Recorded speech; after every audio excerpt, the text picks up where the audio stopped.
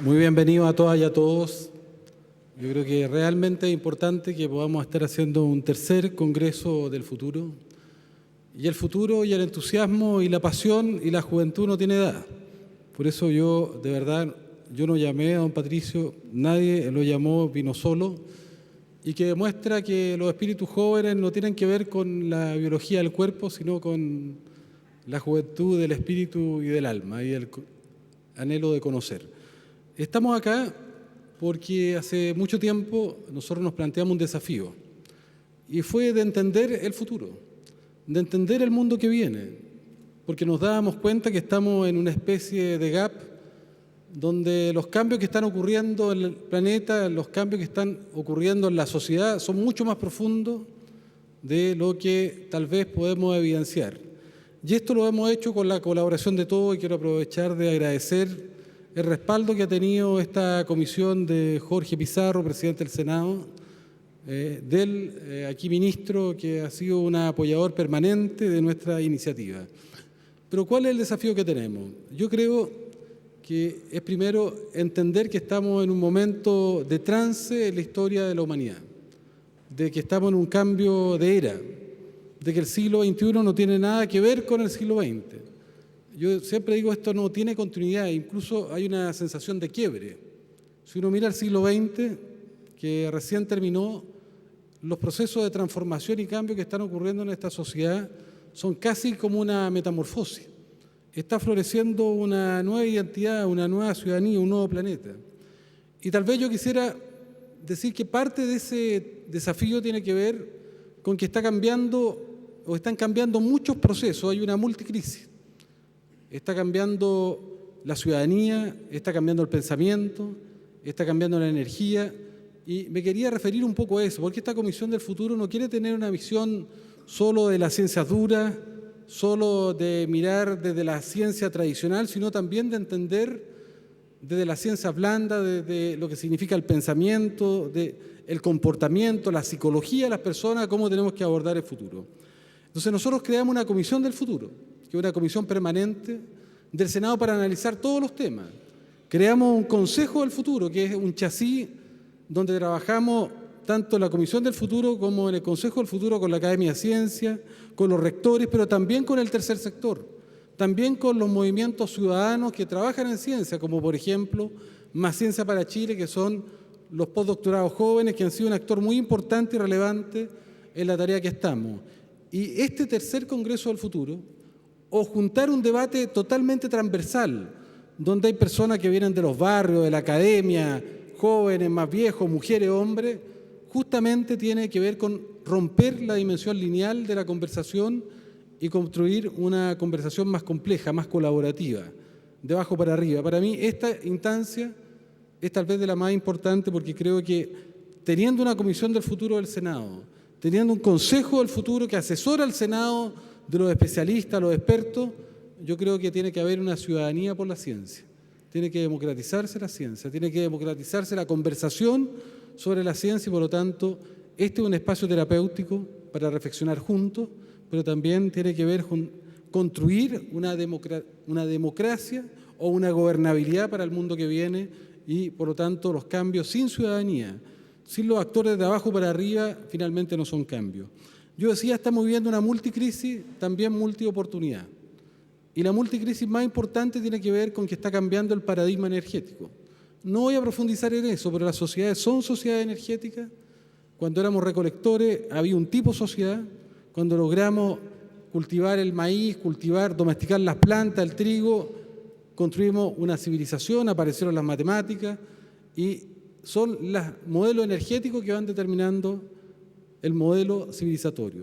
Y nosotros pasamos por el modelo de la madera, el carbón, y hoy día estamos en la civilización del petróleo, y solo un par de comentarios respecto a la civilización del petróleo. Esta es la civilización más vertical que ha conocido la historia de la humanidad, la más autoritaria, la que no se ha desarraigado totalmente de la naturaleza y el medio ambiente, porque las otras civilizaciones tenían que ver con la naturaleza, con la madera, tenían que ver con el carbón, que estaba en todas partes. La del petróleo, el petróleo está lejos, está en el Golfo Pérsico, y tiene que venir a Chile, y nos desarraiga del entorno, y además el petróleo es una energía no solamente elitista, sino que para producir el petróleo, el énfasis del petróleo tiene que ver con cantidades inmensas de recursos financieros que hacen que finalmente sean los recursos financieros los que manejan el planeta, e instituciones tremendamente poderosas, muy verticales, para administrar el petróleo, y una geopolítica también muy poderosa, donde hay guerra, donde hay movimiento de tropas para proteger este petróleo. Ese mundo vertical, donde nunca en la historia de la humanidad el poder ha estado tan concentrado, empieza a desvanecerse, porque está terminando la era del petróleo, y eso va a cambiar nuestro mundo, va a cambiar nuestra civilización. Viene otra civilización, y paradojalmente una civilización totalmente distinta a la que hemos conocido. Por lo tanto, nosotros estamos obligados a pasar de este mundo vertical que nos impone el petróleo, desde una cultura de arriba para abajo que nos impone el petróleo, de un mundo de certezas que nos impone el petróleo, y hemos gobernado desde la certeza, de la certidumbre, y en la política desde la ideología, y en la economía del capital financiero, a un mundo de la incertidumbre, a un mundo de abajo para arriba, de la horizontalidad. En vez de ese mundo competitivo que determina la geopolítica del petróleo, de mercados competitivos, viene un mundo mucho más colaborativo, mucho más centrado en el interés común, y de eso depende de nosotros cuánto tiempo nos demoramos de salir de esta era del petróleo para entrar justamente en una nueva civilización. Además de toda la crisis biótica que está produciendo el petróleo con la huella de carbono, quedan cantidades de petróleo a explotar que van a hacer un aporte inmenso al aumento del CO2 en el planeta. Hasta ahora hemos consumido en 150 años 1.6 billones de barriles, queda 1.4 billones de barriles bajo el suelo. Estamos consumiendo 90 millones de barriles diarios. Por cada 3 barriles que consumimos se descubre uno, queda petróleo para 30 años más. La humanidad va a vivir una agonía donde la economía va a estar indexada a un precio del petróleo cada vez creciente. Esa es una multicrisis frente a la cual tenemos que estar preparados, pero quiero decir, Chile tiene oportunidades maravillosas. El petróleo ha determinado una crisis de pensamiento. El pensamiento, yo decía, vertical, yo lo llamo el pensamiento cartesiano, lineal. Este pensamiento jerarquizado no entiende la complejidad. El mundo es complejo. El mundo está hecho por visiones sistémicas. Está hecho por la vida, que es un proceso sistémico.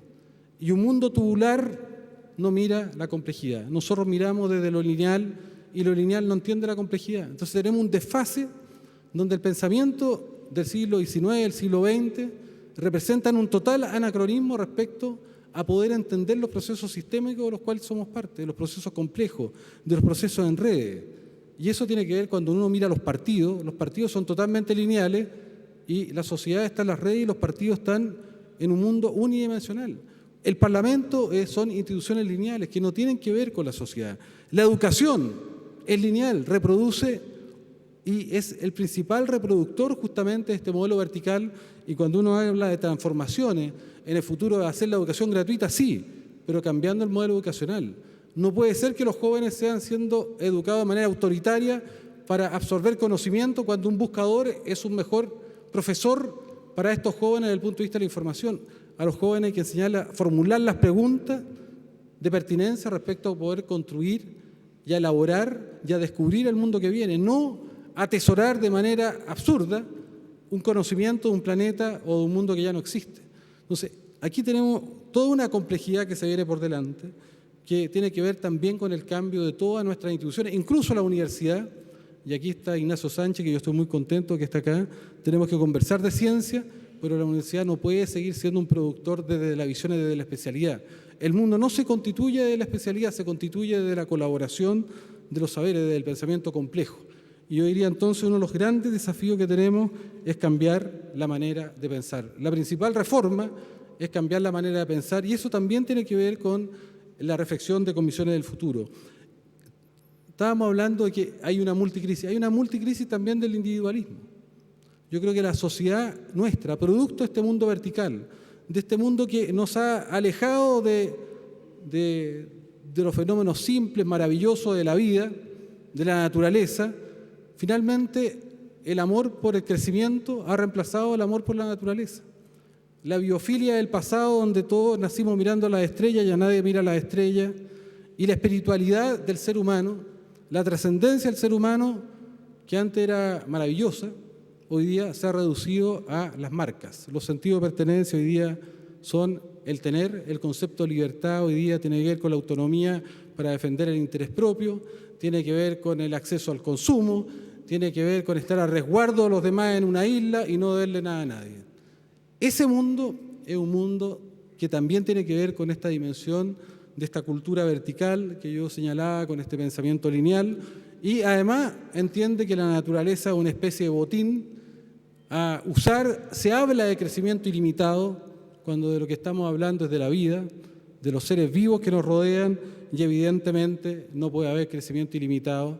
Nosotros no podemos transformarnos en una especie de gangrena de la vida, tenemos que convivir con los demás, tenemos que ser parte de una familia evolutiva y no puede seguir tratándose al mercado como si fuera el nuevo Dios. Yo siempre digo a mis hijos, cuando yo veo a mis hijos y viajo fuera de Chile, tienen 15 y 16 años, me doy cuenta que los sentidos de pertenencia hoy día son las marcas, son la ropa, son las zapatillas, son la marca de los Kellogg, y esos sentidos de pertenencia lo que hacen es entrarnos en una vida líquida, una sociedad líquida con pérdida de sentidos. Y yo pienso que cuando uno dice tenemos que cambiar la manera de pensar, yo también digo tenemos que volver a recuperar los sentidos en la vida, los sentidos fundamentales. Ahora, yo creo que hay parte de esto que está ocurriendo. Yo siento que está emergiendo una nueva ciudadanía, y una ciudadanía que es contestataria, y una globalización que ha sido una homogeneización de nuestra sociedad, que es más bien una occidentalización donde se han promovido estos valores individualistas, donde lo único que importa son las fuerzas propias, las capacidades individuales, que han planteado la privatización de todas las redes de solidaridad en el planeta, y cuando se privatizan las redes de solidaridad tradicionales se deja en la soledad, y la soledad evidentemente no tiene que ver con la calidad de vida, y mientras mayores son las interacciones, mientras mayores son la calidad de la experiencia de las personas, mejor es la calidad de vida. Hay un nuevo concepto de libertad, pero lo que hay acá es que el planeta hoy día es rehén, además de los especuladores y de los jugadores de ruleta financiera, como fue la crisis subprime. Esa globalización hoy día también está en crisis, y para bien está en crisis. Y yo veo que esta multicrisis tiene en ese sentido de para bien. Y hoy día está emergiendo una ciudadanía que en cierta manera quiere reponer valores fundamentales, quiere reponer el respeto a la vida, quiere reponer la colaboración, quiere reponer la comunidad, y lo vemos en todas partes, lo vimos en Chile. Y la política, producto de su visión lineal, renunció a la política, porque no fue la política la que en Chile ni en el mundo puso los temas de la educación, puso los temas de las grandes demandas, fueron los ciudadanos que recuperaron la política, que rehicieron la política, y en el mundo entero hay una ciudadanía que está reponiendo estos valores fundamentales, que está reponiendo empatía. ¿Qué quiere decir empatía? Vivir el sufrimiento ajeno como si fuera propio, respecto a un ser humano, pero también vivir el sufrimiento ajeno de otro ser vivo como si fuera propio, porque nosotros somos parte de esa hermandad. Y por eso yo también quiero plantear un tema de optimismo, porque creo que uno de los principales problemas que tenemos, que cuando hay una pérdida del sentido de futuro y de esperanza, evidentemente para los que tienen mucha riqueza, el sentido frente a este mundo es encerrarse, es sentir un sentimiento de seguridad inmenso y estar a resguardo de los demás, pero los que no tienen nada, los que sufren humillaciones, abandono, abuso, están las regresiones a los populismos, a los autoritarismos, a visiones que muchas veces pueden ser regresiones antidemocráticas. Por eso es que es tan importante para mí entender que también hay una mirada positiva, hay una mirada de optimismo, y el futuro tiene que construirse de ese proceso colaborativo y de esa visión optimista. Lo que me preocupa es que hay una cierta dimensión de la reflexión que tenemos que hacer que tiene que ver con lo que yo llamaba, así como que hay que cambiar el pensamiento, hay que cambiar el sentido de vida. Y yo creo que uno de los problemas que tenemos nosotros, y lo conversábamos ayer con el doctor Rossi, que está ahí, que es un filósofo que va a hablar mañana creo, es justamente que nosotros no hemos desarraigado de la vida. Y yo siento que para volver a conectarnos con nosotros mismos, tenemos que volver a ser hijos del universo, a mirar las estrellas, a saber que nuestros átomos de hidrógeno son del Big Bang, que venimos del universo, que venimos de las mismas estrellas que miramos, que los átomos de carbono, de nitrógeno, vienen de una explosión de una supernova. La nuestra debe ser una supernova de tercera generación, como seguramente podrá decir María Teresa Ruiz. Y tenemos la misma edad que el Big Bang en una parte y que el sistema solar en otra. Nosotros venimos del universo. Y somos hijos de unos seres vivos que son los seres vivos más maravillosos, que son las bacterias, que son desconocidos. A mí siempre me dice, ¿hasta cuándo voy a hablar de la bacteria? Sí, que el ser humano no ha inventado ninguna inteligencia superior a la que tienen las bacterias en su metabolismo. Todo hecho que nosotros hayamos desarrollado en términos de ciencia no es ningún invento, hemos recuperado inteligencia de seres vivos. Yo comentaba anoche con un grupo científico que hay una orquídea que tiene una inteligencia que es tan equivalente pero distinta a la nuestra, que es atacada por un insecto y genera una feromona para atraer al insecto que mata al insecto que la ataca, y molecularmente son exactas.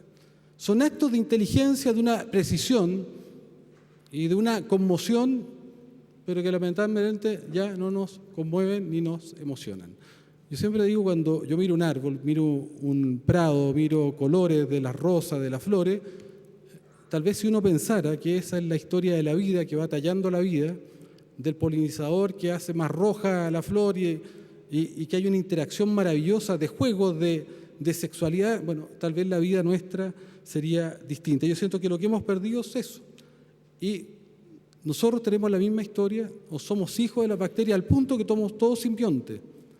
Todos los que estamos acá sobrevivimos gracias a las bacterias, tenemos más bacterias que células propias, y las bacterias tienen un rol genético, rol de salud, rol de metabolización, etcétera, etcétera, etcétera. Y por eso yo siento que aquí hay un patrimonio de volver a pertenecer a la historia de la vida, de volver a ser parte de la trama de la vida, de esto que nos quitó esta civilización del petróleo, que es fundamental.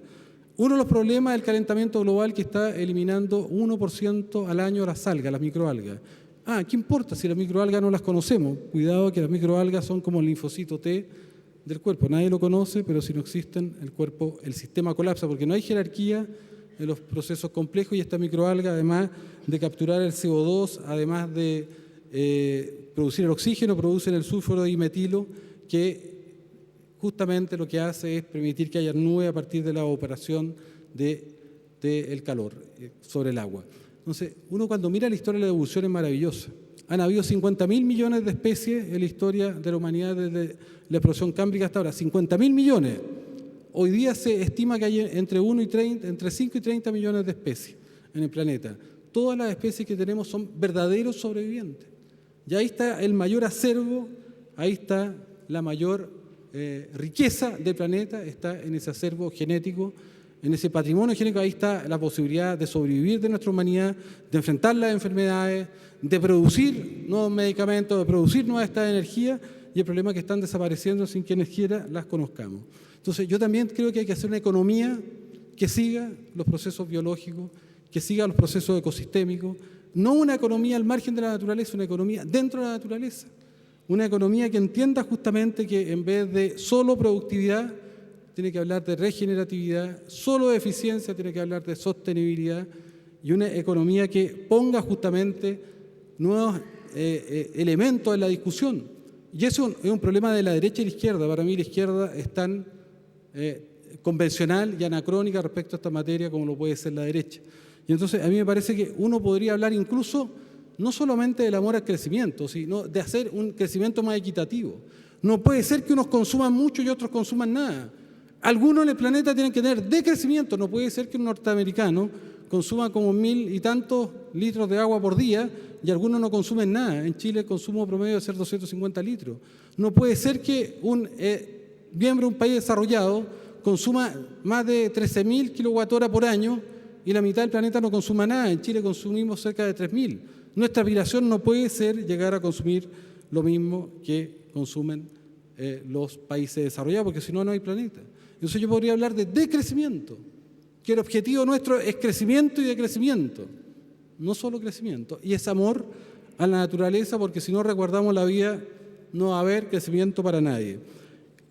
Yo soy un partidario de entrar luego a las energías limpias. ¿Por qué? Porque las energías limpias son democráticas, son limpias y nos permiten retornar a la historia de la vida. Cuando uno habla de energía renovable, habla de sol. Chile es el país que tiene el desierto más irradiado del planeta. ¿Y saben qué? Tenemos una oportunidad inmensa. Carlos Rubia, premio Nobel, dijo acá que 210 kilómetros de desierto de Atacama por 210 kilómetros de Atacama reciben la irradiación de 15 terras al año. Y 15 terras es el consumo del planeta en un año. Carlos Rubia es el director del principal panel científico del mundo en Postman de energía, no es cualquier persona. Hizo el acelerador de hadrones y él dice que Chile va a entregar energía a futuro a toda Latinoamérica. Y esta energía renovable no solamente nos permite reintegrarnos a la naturaleza, a la vida, sino que además nos van a poner en algo que hemos abandonado como política, que es la integración latinoamericana, porque la energía del futuro ya no va a ser posible, va a ser cada vez más caro llevar una manzana de China a China. Entonces la energía renovable y el cambio energético nos van a obligar a un desafío que es la continentalización, es volver a interactuar a nivel latinoamericano entre nosotros. Pero también la energía renovable tiene otra cosa. ¿Ustedes han producido petróleo alguna vez? Nunca. En cambio, las energías del futuro las van a tener que producir ustedes. Viene un mundo colaborativo. Se va a romper este mundo competitivo, porque todos vamos a producir energía en las casas. O van a ser energía eólica, o van a ser solares, o van a ser bombas de calor geotérmica, o van a ser microcentrales de olas, pero la energía va a depender del colectivo. Y por lo tanto, obligatoriamente se va a reponer una cierta concepción de bien común, de vida compartida, de depender del otro. Y todos los autos van a ser eléctricos en un tiempo más y las baterías van a ser los grandes acumuladores. Y después viene la era del hidrógeno, que va a ser lo que nos va a salvar, que va a permitir acumular esta energía. ¿Qué debería estar haciendo Chile? Trabajando en hidrógeno. ¿Saben que no tenemos ninguna planta importante de energía solar y tenemos el desierto más irradiado del planeta?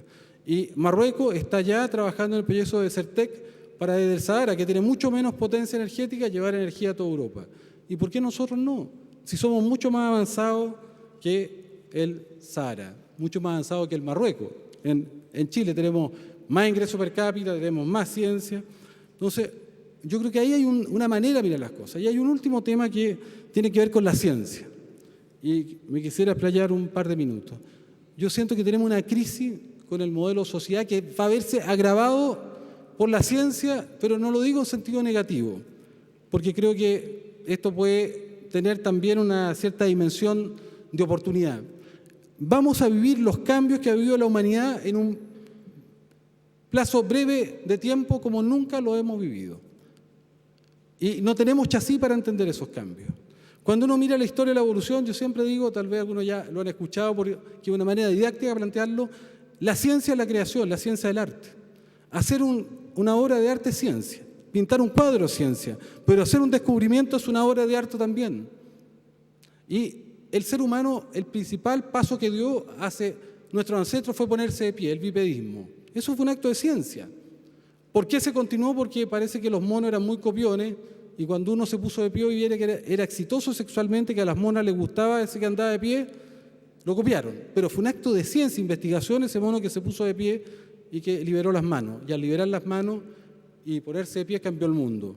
Pero después viene el manejo del fuego, 1,5 millones de años. Los instrumentos líticos, 1 millón de años. Y después viene en tiempo, ¿ven? Son procesos largos. La domesticación de las plantas hace 10.000 años, de los animales. El invento de la rueda hace 7.000 años, porque 5.500 años antes de Cristo se descubrió la primera rueda. Y después viene la imprenta, 1440.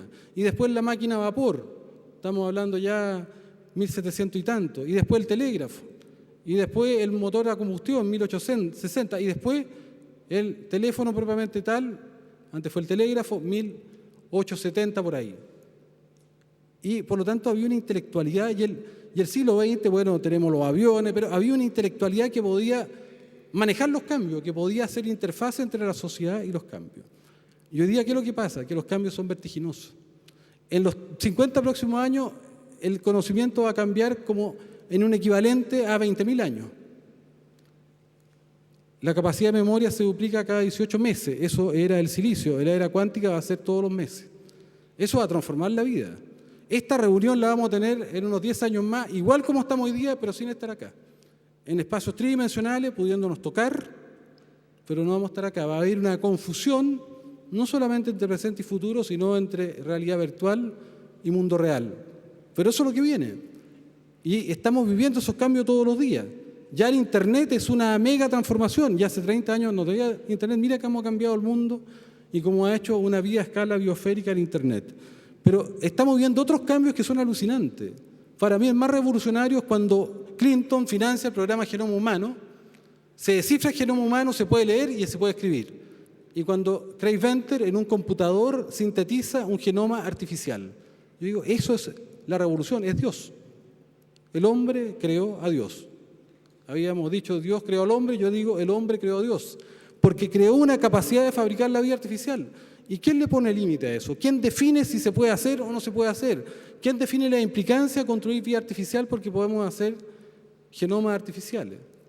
Después, en el año 2009, los científicos, premios Nobel de medicina, crearon la telomerasa, que impide el envejecimiento celular y estamos en la frontera de la inmortalidad. ¿Quién decide si vamos a ser inmortales o no? El año pasado los premios Nobel son por reprogramar las células de la piel y transformarlas en células madre. Una revolución. Es la puerta a la clonación de órganos, de partes y piezas. Viene una era de la genitocracia, el poder de los genes. Quienes manejen los genes en el planeta son dueños de la vida. Es una vida propietaria. Hay una dimensión de una posibilidad de que la vida tenga una concepción propietaria. Y por lo tanto, a mí me parece que esto es un tema a reflexionar. Ahora, nosotros también en Chile estamos en las fronteras más avanzadas. En Chile se están descubriendo los planetas habitables del futuro. ¿Saben por qué es importante esto? Porque Chile va a descubrir el planeta donde la humanidad va a continuar su misión evolutiva a lo mejor en 20, 30 años más. Van a haber colonias en el planeta. Los recursos naturales van a venir de otros planetas. Las energías van a venir del universo. En materia de neurociencia, estuvimos el lunes con los premios Nobel de neurociencia y estuvimos con la encargada del programa de Obama, porque así como Clinton hizo descifrar el genoma humano, Obama quiere descifrar el cableado del sistema nervioso central del cerebro humano, los circuitos neuronales, las relaciones de estas 100.000 millones de neuronas con 10 trillones de relaciones, que es un fenómeno complejo. El día que se haga eso, vamos a estar en la antesala de tener inteligencia artificial, pero que tiene un problema, que nos va a superar, porque la inteligencia biológica que tenemos nosotros demoró 7 años al mono a nosotros, y la inteligencia artificial a esa velocidad, una vez que la construyamos, se va a ir duplicando de manera cada vez más rápida. Entonces, ¿cuál es el dilema acá? ¿Quién gobierna la ciencia? ¿Cuál es la gobernabilidad del futuro? ¿Cuál es el desafío de ustedes como ciudadanos y cuál es el desafío de un parlamento como el nuestro de gobernar el futuro? Y si no entendemos el futuro, ¿saben ustedes lo que es la nanotecnología todo? ¿Han visto los microprocesos? ¿Saben de los nanorobots? ¿Saben de que a futuro van a tener un chip en la ropa que los va a escanear y le va a hacer una resonancia y descubrir si hay células cancerosas? Que van a haber nuevos materiales que no existen porque la nanotecnología permite construcción de... ¿Saben de estos cambios que está generando la biotecnología? ¿Qué pasa con la unión de la biotecnología, la nanotecnología, el Internet y las energías renovables? ¿Saben lo que estamos transitando? Es a una nueva civilización. Y se terminó la segunda revolución industrial y entramos de lleno a la tercera revolución industrial. ¿Y cuál es el problema de esta tercera revolución industrial? Que la velocidad de ella hace que los intelectuales ya desaparezcan. Y de hecho están desapareciendo, porque no logran contextualizar y no logran abordar la complejidad de los procesos y hacer la interfase con los ciudadanos. Y yo digo, cuidado, se lo planteamos también anoche con un grupo científico, los intelectuales del futuro son los científicos. ¿Y quién gobierna la ciencia? ¿Quién financia la ciencia? ¿Van a ser de nuevo los jugadores de ruletas financieras que van a gobernar la ciencia? Porque el mercado es mucho más inteligente. Nosotros vamos detrás del mercado como mundo político. Entonces, aquí hay un dilema de gobernabilidad que es central, pero yo digo algo que por lo menos es evidente: si no entendemos el mundo que viene, no vamos a incidir y decidir sobre el mundo que viene, y otros lo van a hacer. Por eso que nosotros creamos esta Comisión del Futuro. Por eso creamos este Consejo del Futuro, y con cierta ansiedad y angustia. Porque el mundo que viene está quedando fuera del alcance de la democracia. Y esto tiene que ver con cosas muy simples. Cuando se discutió la ley de pesca, no hubo ciencia para determinar el stock a repartir. Entonces se repartió un stock que dijo que había 100.000, pero en realidad no hay 100.000. Había 50.000, entonces estamos sobreexplotando recursos porque la ciencia sirve también para eso. Pero también es un tema ético cuando en Holanda y en Japón se recombina el H5N1, que es este virus aviar, con transmisión persona a persona y puede matar al 60% de la humanidad, y se genera un dilema ético. ¿Tenían derecho a hacerlo aunque fuera con un sentido de altruismo? Hay 2 revistas, las más importantes, que no quisieron publicar esos artículos. Y lo mismo con el patrimonio genético. El mercado va más rápido, patentó los genes en 1985. Recién ahora, casi 40 años después, la ciencia y la política están pensando que eso fue una mala decisión y que no puede haber propiedad, una visión propietaria de la vida, y que es un tema que hay que democratizar hoy día. La política no puede ir detrás de la ciencia. ni detrás del mercado, tiene que ir a la par, porque eso va a generar las nuevas brechas. Y quiero de verdad terminar con esto. Chile necesita un proyecto país. En este contexto, tenemos que participar de este mundo complejo y tenemos que tener la capacidad de tener una especialización inteligente. Y somos un país rentista. Es cierto lo que dice el ministro, que hemos crecido, pero hemos crecido también en base a mucho esfuerzo, pero también a exportación de recursos naturales, una visión rentista y monopólica de nuestro desarrollo que genera no solamente graves problemas ambientales, sino que nos pone entre los países con mayor desigualdad en el planeta, por el modelo de desarrollo. Yo lo que digo, eso no es viable para el futuro. Por último, más allá de la crítica, creo que lo veo como un ciclo, pero que es inviable para el futuro. ¿Y cómo se pone por delante ese desarrollo? La única manera de poner ese desarrollo es con un proyecto país, que no existe. Cuando no existe proyecto país, entonces cada cual va por su lado, la educación va para allá, el proyecto país va para allá, la inversión en ciencia va para acá, la inversión de los empresarios va para allá, las decisiones en energía, que son las más relevantes, se toman en la oficina de los empresarios, no en función del interés país. Chile no tiene posibilidad de sobrevivir en este mundo complejo si no tiene proyecto país. Y uno de los elementos centrales del proyecto país es reformar el modelo educacional como un modelo interactivo. Pero el otro es invertir en ciencia, tener políticas de ciencia, políticas libertarias. ¿Libertarias por qué? Porque gran parte de los descubrimientos en ciencia se han hecho sin que estuviera financiado el objetivo, se descubrió por azar. Watson y Crick descubrieron la doble hélice sin estar investigando la doble hélice. Se encontraron con ella, les cayó en la cabeza. Como a los pobres dinosaurios les cayó hace 65 millones de años un asteroide en la cabeza, porque si no hubiera sido este asteroide, ustedes no estarían acá, ni yo tampoco. Habrían unos señores con lagartos seguramente inteligentes conversando del futuro. La vida está hecha de azares y la ciencia no puede tener una precondición, tiene que ser libertaria. Pero no tenemos política para la ciencia. Imagínense, 0,4% del producto en ciencia, una miseria, es una vergüenza. No tenemos ministerio para la ciencia, no hay conversación sobre la ciencia, no se educa a los niños sobre la ciencia, no se estimula que tengamos científicos. Entonces hemos hecho todo un programa para que los niños se motiven, los traemos acá, los hacemos conversar con científicos, que miren las estrellas, pero tenemos una ciencia de un nivel top. Aquí está Juan Asenjo, que está trabajando con metabolitos de bacterias de Atacama para anticancerígenos o para antibióticos multiresistentes. O está Servet Martínez, que es el Centro de Modelamiento Matemático, que están secuenciando el salmón. O está Mario Muy por ahí, que estuvo a punto de tener el premio Nobel, él, porque le robaron su proyecto, pero que vino Brian Smith a reconocer que sí los estudios de Mario Muy, que va a poner un rato más, no se hubiera ganado el premio Nobel el año pasado, que descubrió que el universo está en expansión y no en contracción. Tenemos un potencial de agua maravilloso. Somos la segunda reserva mundial de agua. Chile es mar. Somos más mar que tierra. ¿Y cuál es la mirada que tenemos del mar y cómo nos insertamos en el futuro? ¿Vamos a exportar litio, que es un negocio de $2.000 millones al año, o exportar batería, que es un negocio de $200.000 millones al año? ¿Vamos a hacer algo con el desierto más irradiado del planeta y con el país que tiene las mayores fuentes de energía geotérmica del planeta? Mucho más que Islandia, que vive la energía. ¿Vamos a hacer algo con eso? ¿Vamos a exportar energía a futuro? ¿Queremos hacerlo? Chile es el país más sísmico del planeta. Mañana va a exponer el único grupo en el mundo que ha anticipado un sismo, que fue el 27F. Y nadie los pesca. Todavía la ONEMI tiene 600 equipos guardados en bodega cuando somos el país más sísmico del planeta. Entonces yo siento que evidentemente que tenemos un inmenso desafío. Y quiero terminar con esto. Nosotros tenemos una gran oportunidad. Yo creo que Chile tiene una posibilidad de futuro, pero depende justamente de descompartamentalizar, de reconstruir un diálogo entre la ciencia, que está encerrada por allá, la política por acá, la ciudadanía por allá, de reconstruir un pensamiento complejo que supere este pensamiento lineal y vertical, que sea capaz de mirar el futuro desde la complejidad. Y este problema de la izquierda y de la derecha, insisto, no es patrimonio de un determinado sector. Y yo creo que es esa colaboración de conocimiento, de colaboración de saberes, de experiencias de vida, de historias de vida, porque a veces, ayer me contaba Jaime Campo que donde menos murieron personas en el 27F, a pesar de que fue el lugar más inundado, fue Tirúa. ¿Saben por qué? Porque los mapuches siempre han pertenecido a la naturaleza. Nunca se desarraigaron, siempre la entendieron, siempre su corazón latía con el pulso de la naturaleza.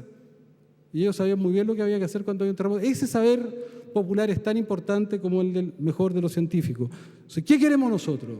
Queremos invitarlo a construir esta sociedad por el desarrollo de un Chile distinto, por renovar el pensamiento, por reconstruir un sentido de pertenencia al universo, a la vida, volver a ser parte de una familia evolutiva extendida y volver a construir un proceso de abajo para arriba. La energía, la economía va a ser colaborativa. Ya no es los grandes capitales financieros, Wikipedia, es Google, es Facebook. ¿Sabe lo que viene por delante ustedes? Lo que viene por delante del tercer sector. Lo que viene por delante no son los chasis, no son los financiamientos, es la capacidad de creación de los seres humanos. Eso es el valor del siglo XXI. Y pongámoslo en valor. Y hoy día la política, el problema que va detrás de los ciudadanos, va detrás de los cambios y tenemos que hacer una política que vaya de la mano al mismo tiempo en diálogo con los cambios. Por eso yo soy partidario, otra cosa, de una asamblea constituyente, porque creo que se terminó el tiempo de la élite y creo que estos cambios tienen que ver con reformar todas las plataformas, todas las instituciones para que de verdad podamos tener a Chile saliendo del siglo XX y entrando al siglo XXI. Muchas gracias y perdonen por haberme alargado.